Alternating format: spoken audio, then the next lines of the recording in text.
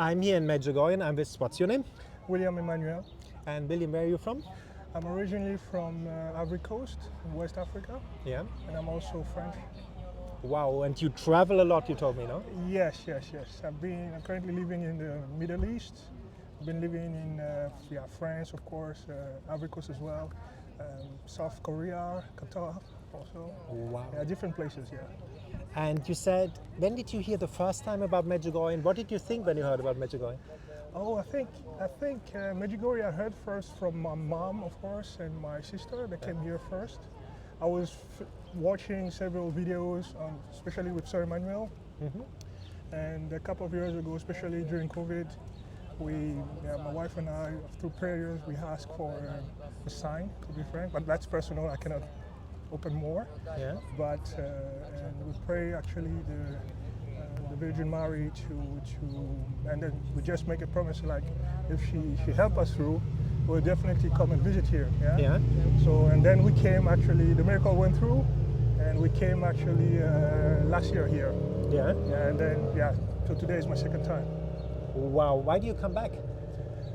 To be frank, I think I initially planned to go back to see the family back home.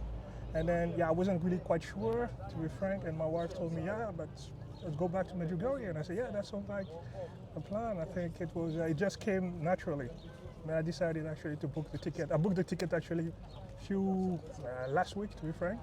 And then, here am I, Amazing. And it's like how we met naturally. That's how it should be. True. You said you want to walk down the street and you turned left here. Yes. And to be frank, I was on the plane, because I'm following your video, right? And regularly with people with different testimonies. And I was thinking about this video, to be frank with you. But and then when I just had like my lunch and I was coming here, I was about to actually go straight, and I decided just to turn here, and then you interrupt me. And that's how Our Lady brings people together here, no? Indeed. Did you also make these divine coincidences here in Medjugorje that somebody told you something? Sure. Or you made it, there was something happening and you knew it was God, somehow you know it in the heart? No, definitely. I think this happened. God actually finds always his own ways actually to reach people. And it's just a question for us to open our heart, and be responsive, right? So beautiful what you said. And you said you are on a personal quest. True. To have this personal relationship with Christ. If people want to have that, what would you tell them? How can they have this relationship? I think for me it started with, like, I truly believe that God speak out, right, loudly, and sometimes we have there's a lot of noise in our lives depending on the situation where we are, and with issues or things we watch on the TV, things that for us are difficult to handle with. So that's actually what creates this noise and shut God's voice, right? So it's a question for us to just find peace, okay, and try to be, how should I say, to be cautious and to be open to his voice, and then we can hear him. How can you discern his voice? How would you tell people who say now, maybe I don't know, how can I listen to the voice of God? Yeah, I think that's the most difficult question, right? So definitely to have a priest sometime next to you to help you to go through.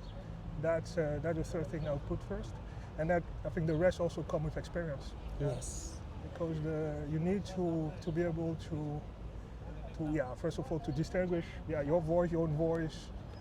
God's voice, his message that you have for you, and other type of distraction, and then him voice as well, So and spiritual guidance. Spiritual guidance, Like you said, a priest who helps you on the way. Definitely. And it's I think it comes also with trainings, and then with also by the grace of God as well. Yes. I want to add here, there's a very good teacher about hearing the voice of God. His name is Jacques Philippe from the Community of Beatitudes. For people watching, go on YouTube, Jacques Philippe, the Community of Beatitudes, and he talks about how you can be guided by the Holy Spirit. I learned a lot from him. It's a gentle voice in the heart, and you know that's from God because it always brings peace and joy. Completely. And it's also come with the fruits, of course, definitely. This is how you distinguish differently. But I think nothing is really, granted. We are all in the same boat, right? We all need also to experience God in our life, and then and then we test it actually with the fruit that come afterwards. Yes. You can check also if it's also scriptural, if it corresponds to the Bible. Definitely, and then this is actually what I like about the Catholic and Christian faith. It's that it's we ask, I think, through the scriptures they ask you also to check actually, yeah. So it's not given that because you heard something or you find things by coincidence that definitely that God's words. So it actually it push us actually to also put our mind through it and our intelligence, Yeah. to discern, yeah. So And ask also for the spirit of discernment, wisdom, and insight, like Solomon asked, King Solomon asked, and God granted him everything. Exactly. And you pray the Rosary? To be frank, that was one of the grace that I think Medjugorje gave me. To be honest with you, I've started on the journey to do it, and when I came, I think after our last trip, I started with the first I think a decade, and then the 5 decades and the routine, and now I can manage a little bit more. Wow. But I'm still learning. To be frank. And what is the Rosary for you? Do you see fruits, prayers answered through the Rosary? I think it's more than this. I've been following Father Jim Blount on TV. He's one of the priests that I like so much. Yes. And he has, through his ministry, also helped me to motivate me actually to pray more the Rosary.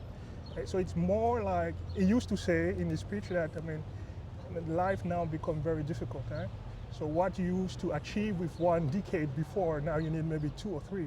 So it's like a swimming competition, as I said, right? So you, by 1 decade per day, you just barely try to struggle in the water. With 2 decades, you barely try to move. With 3, you start to swim like Olympic, swimmer, guy, and then with 4 decades, you walk on the water. How beautiful! So it comes from Father Jim Blount. So, and I'm experiencing it, to be frank with you. Mm-hmm. It just gives me a bit of inner peace, and even though life is difficult, it doesn't remove all challenges, but it helps you to go through. This is what I can tell so far. Oh, beautiful. But it's a journey. It's a journey we are all on. We are all not perfect. We are all learning. That's the beauty about the Catholic faith. You can dig deeper and deeper and deeper. That's true. And that's why there's the tradition. That's why there are the saints, that we can find role models. And you have a favorite saint, by the way? Yeah, I've been thinking about it a couple of days. I think it's Padre Pio. Yeah, why him? Pio. I mean, it's mystical life is I think one of the greatest saints, and I'm also learning more about Saint Joseph. I happen to know that he's even though through the church we are still discovering how powerful he is, but he's definitely a strong one. Especially for our times where manhood is attacked. Definitely. We as man, our identity is under attack, and Saint Joseph can help us. Can help us too, and it's. He's quiet, but he's powerful. Yeah. He's very, very powerful. And confession is very important in Medjugorje. Yeah. Did you go to confession here? Yeah. I did one yesterday, and it's also amazing to see how many people actually, queuing for the confession. I've never seen it somewhere else. To be frank with you, that's what. That's something. People need to come and see that from their own eyes. It's amazing. You have here a very strange feeling, like something happening here. I don't know exactly why or what, but definitely something happened here. And when you see like the amount of people going to confession, try to overcome this small hill with old people on their knees, going through. You think like, definitely. I think the Virgin Mary is doing something here. Yeah. That's for sure. She changed your heart here? I want to say that I'm discovering something. Mm-hmm. Yeah, I'm discovering. I still have a lot of thoughts in my mind, and always somebody who need time, to let things rest and analyze a bit. Good. So I'm on. I'm currently. I'm just taking anything as much as possible, and try to discern it and analyze it. That is powerful because it's very deep to discern afterwards. True. But there's a lot of things. I think the first thing what did strike me by coming here is the devotion that people have, the Rosary. Seeing all people being committed to say the Rosary every single day. People carrying it. Everybody just firing the bullet every single day. That's something that I've not seen somewhere else. I mean, with this much of Devotion. yeah, and it's quiet. Yeah, it's not. There's no big sound, no crazy things. It's everybody going through his own on his own cross, his own devotion in a quiet manner. But you can feel it that it's powerful. That it's honest, authentic. True. And we were at confession. What would you tell people who are scared to go to confession? Maybe 30 years, a lot of people here go first time since a long time. What would you tell them? Why not be fearful? I mean, confession is, I don't know how to put it, but definitely, being truthful with yourself. It's like watching yourself in the mirror is one of the greatest things that can bring you peace. And in this turmoil that we have in this world, peace in the heart is key, I would say. And confession is a process, actually, to go through that. There's a lot of things being said about it from the church, and even a psychological. There's a lot of paper being currently published about this. I won't discuss that further, but I want just to try to keep it simple. It just gives you the inner peace by facing yourself and knowing that even if sometimes it's difficult for everyone to forgive themselves, you know that God can do it. He has His power, and to go through the priest and give you that. I don't know what is all behind it, but whenever you do this process, you go through that gives you a kind of relief, and help you peace and help you continue. And here in Medjugorje you have a lot of priests with different, each one speaking at least 2 languages, from French to German to I don't know. English, I stopped counting. Chinese, Ukrainian, Italian, Russian, and then Spanish. And so they have 20 or 10 to 20 priests in a row, and then everybody lining up to do it. It's amazing. It's amazing. And and when you start, you see it. It just gives you the push, to join the people that are going through this process. And that's beautiful. Yes. Yeah. And a lot of people think that God the Father is an angry old man with a white beard. Yeah. He waits that we make a mistake and he can put us to hell. And then he's very, very happy. Yeah. And that's a wrong image. You experienced God the Father. You were looking for him. Yeah. How is he truly God the Father? Yeah, that's Oh, you're still searching. That is a difficult one to answer, but it's I think it talks through different ways,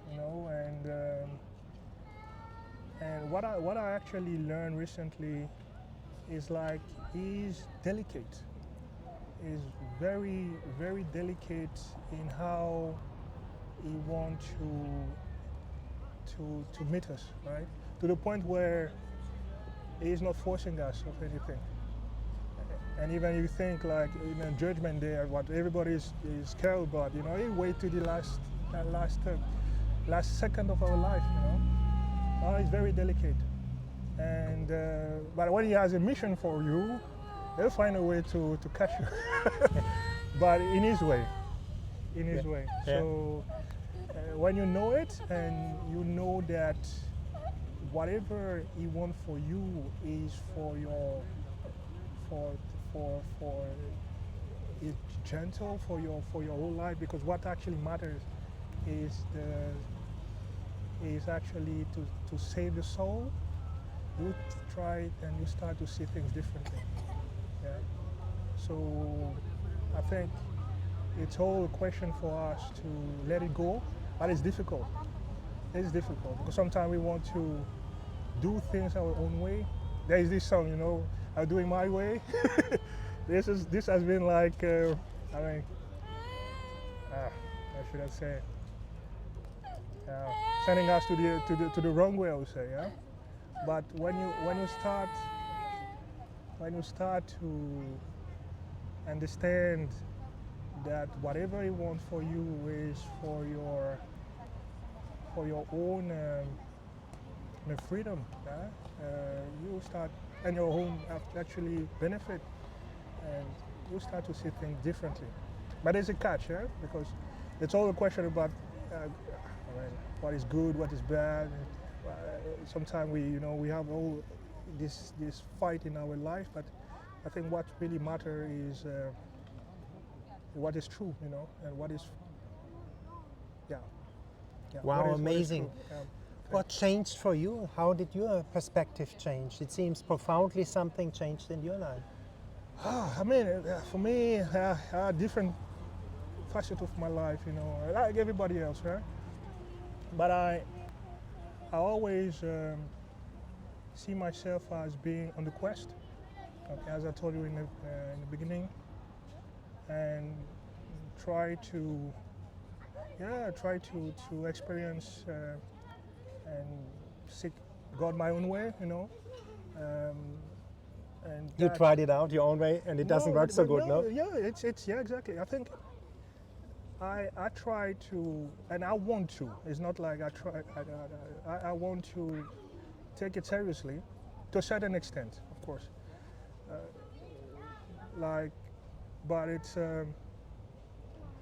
it's difficult for everybody. Yeah, it's difficult for everybody, and sometimes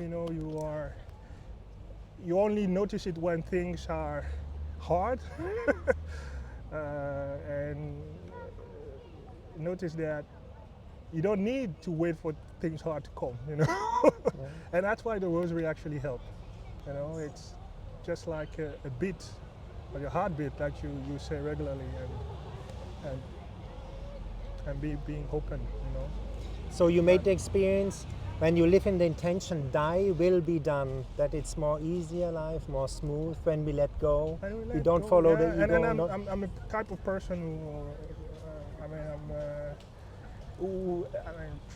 I'm a control freak, A lot of us. By nature, I'm even with my work, I'm from a scientific background, so I like to analyze a lot and don't think let it go. So my faith is actually sometimes, my life through my faith is sometimes a challenge, But I think my own life, my experiences, I tend it actually to open more. I have a lot to share, but this is powerful stuff. It is on the, yeah. I keep it for myself and my for friends. the beginning now. That's Yes. okay. That's okay. But you show that we are all on the quest to let go, to let the divine will be reigning in our heart. Definitely. Thy will be done. It's not a secret. It's written in Our Father. Yeah. Thy will be done on earth as it is in heaven. That's the secret. You found that too, that you're more peaceful, joyful when you surrender to the will. You surrender to the will. You try, at least you try. And yes, at least to try. At least you try. At least you try. No, nothing is given. It's hard for everybody. Yeah. It's hard for everybody. But I think the faith that we have give something more. We have a lot of ammunition, through this war that we have in this world. We have like the prayer. We have a personal relationship with God that you don't have in other faiths. In other faith, we have even though they also try, and I have a lot of friends from different religions, beliefs, and I like it actually. I would say that even more friends from different religion and belief, from atheist to agnostic. But I like actually to Discuss, with analyze. them, analyze with them, and you see that it's not easy for everybody. But there's something that the Christian faith gives, this personal relationship, that you have, all the sacrament that we have, the meaning, for this life, that you don't have or you don't find easily. And you can approach it from different angles, from science, from psychology, from you find that we are built on the rock. Yes, as Jesus said. Yeah. The good news. We are built on the rock. Yeah, it's all built on the rock. Why is it built on a rock? Could you describe it? That's an interesting thing. I truly think that the life that we know and as we know it as humanity is going step by step into turmoil. Everything that we have put the faith on, time after time, will pass. We've seen with people who have lived in conflict, countries with war and things. We've seen globally now with the last, what I want to talk about. And then we lost faith in the state. Sometimes we lost faith in Our governments. Yeah, you just said it. We lost faith in That's what all things. people see. Exactly. But isn't it just a sign to show us what is real? Exactly, but it asks yourself a question now, because when you see every pillar of your life falling down, you start to think, okay, where do I put my faith in? Because even if you don't want to believe or not, we are all believing, right? We want to. We are made like this. We want to believe in something. We are built like this. You just watch a concert of any famous musician. You see people crying, people in trembling. You say, man, are you in the church or what? Yeah. Everybody has the same. They show the same. How should I say, behaviors, right? Behaviors. Yeah. So we're built like this, and we need to put our faith in something. Yeah. But now, when you see everything falling apart, you ask yourself, where to put my faith? And we believe in our religion that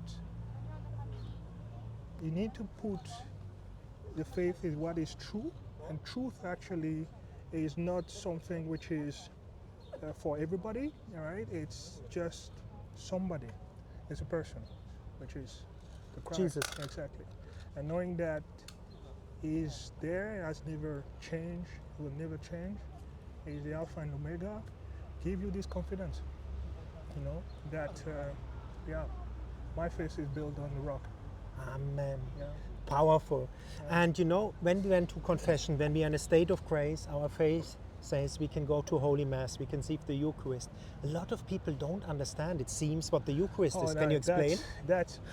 I'm discovering myself again, Yeah? Because I think in the Catholic Church we are like babies, we have gifted with so many treasures and we just don't realize it, But I start to learn and discover again and again what is actually the Eucharist. And it's what I realized just recently is like it's one of the most powerful miracles on earth every single day happening in the world. This transubstantiation, I know the word in French, but I don't know. I think that's the same in English. Yes. What does it mean? Can you explain that word? Oh yeah, that's definitely. The bread and the wine that actually become Christ, at this moment, special moment where the priest actually lift the host? bread, the host actually on the altar. And there's so many miracles, so many testimonies. You can put the testimony aside, you can just look at the miracle and all the document behind it. Generally I go with the abstract that any report of people actually does about it. There are different cases. People, of course, bread becoming blood, or actually heart part, or beating, or Christ appearing on it. Called Eucharistical Miracles. Check it There's out on many, Google. There's many. I think you can be skeptic. You can really be skeptic. And sometimes I challenge myself. I say, yeah, God, we are not in the science In a fiction. magic place. Yeah, or science fiction, I think. Yeah. But you can test or challenge a lot of those cases. But there are few cases that would catch you. And we can think that, okay, tomorrow we find a new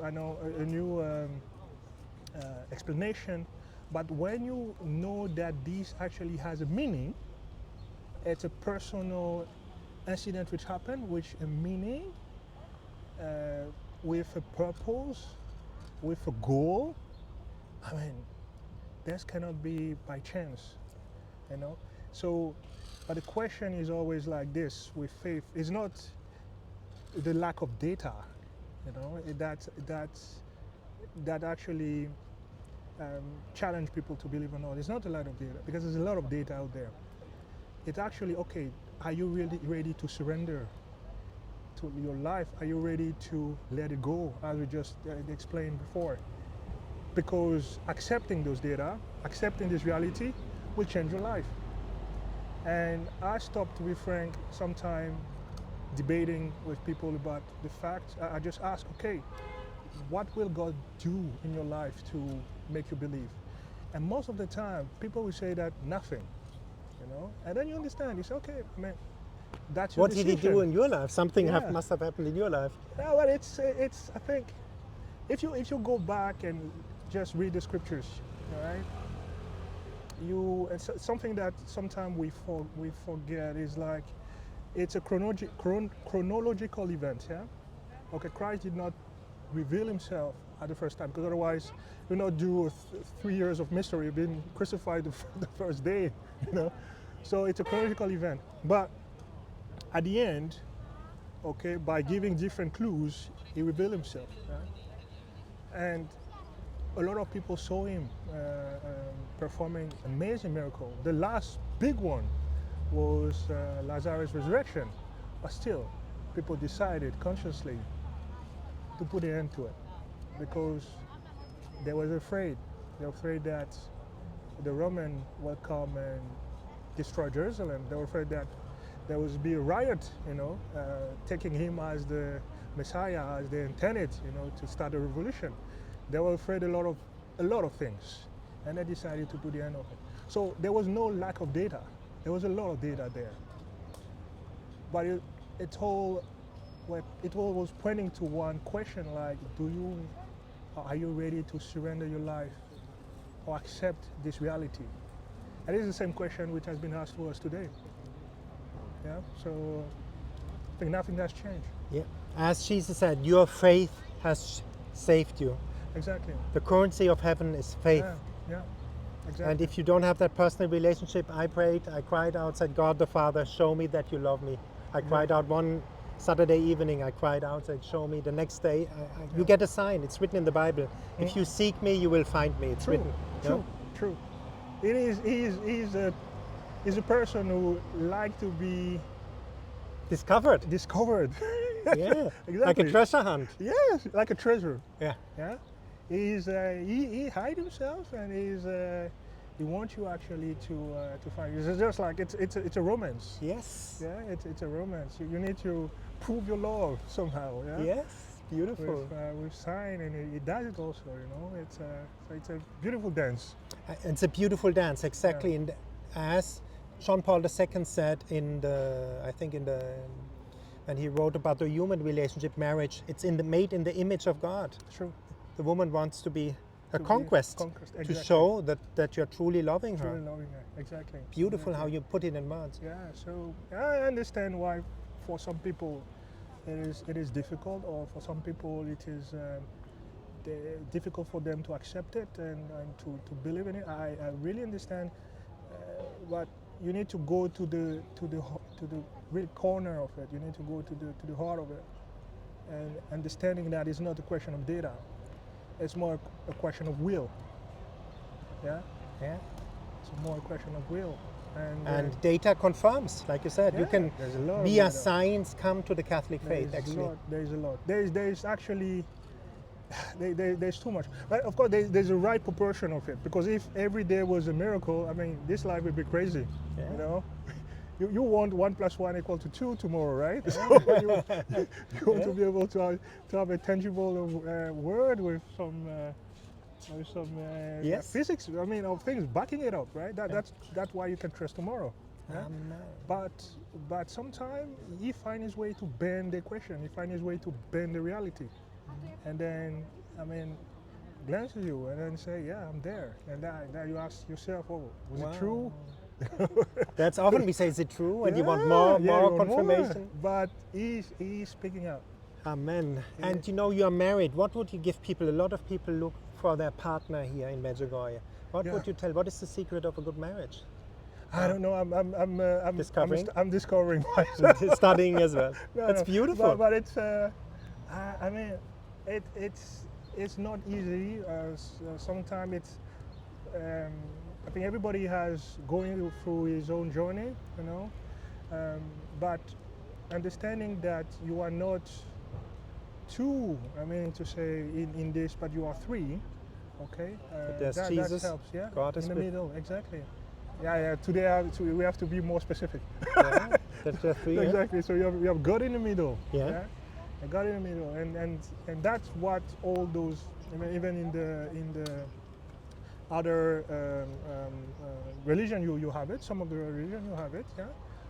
But knowing that God in the middle, it's give you another perspective, right? And then if you are looking for somebody, put that request, but be specific. And be specific, definitely. Yeah, ask God specifically. Send me the right partner. Send me the right partner, and then you'll be blessed. Wow, beautiful. Blessed, yeah. And what is your favorite spot in Medjugorje? You have like a place you like a lot? To be frank, I'll be very simple. The church. Here we are. Yeah, the church. Yeah, there is St. James Church. Yeah. Yes. Why the church? It's I don't know. I think it's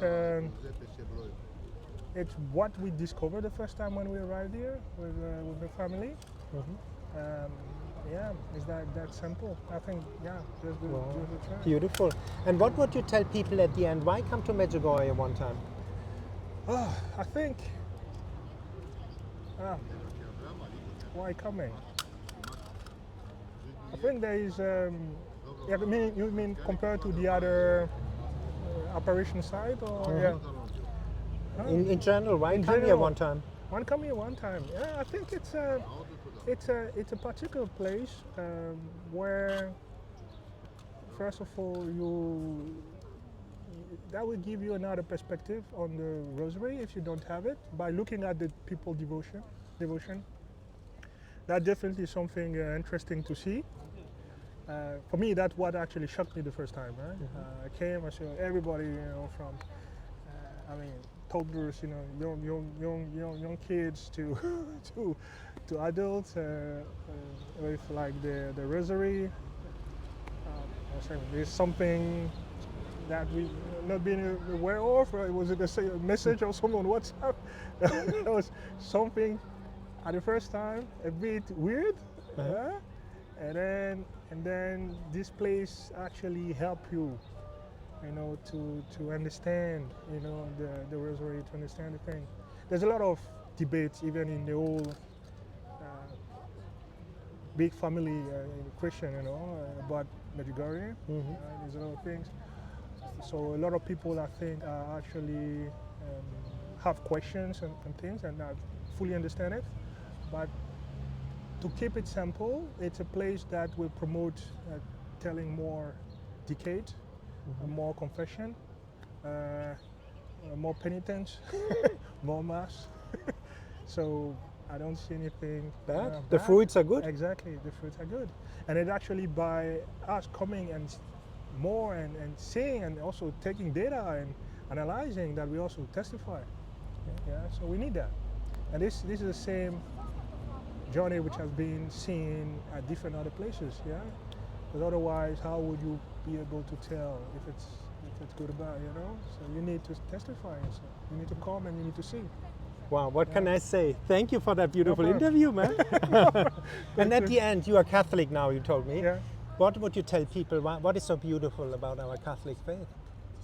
Oh, For there's you, there's a lot from of the things. heart. From the heart, I think you can approach the faith from different angle, as long as you are open. Okay, from even this, from different angle. But it's and I give this example. I think every religion, as long as you believe in God, every religion is God as a unique person, is a path, to reach Him. Some people believe that they are on the best path. Believing that, God will find His own way at the end. But the Catholic path is what will give you a personal relationship, with God. It's what will give you a lot of data to confirm your faith, and that will give you a lot of joy, a lot of an assurance also on your salvation, and with a lot of gift somehow, and a lot of also weapon to fight. Because we are in a spiritual combat, Yeah, no? the The spiritual Rosary, combat. We are so in a many spiritual prayers are combat. given. And sometimes we forget about it. Yeah. But we're in a spiritual combat, and we need to realize it.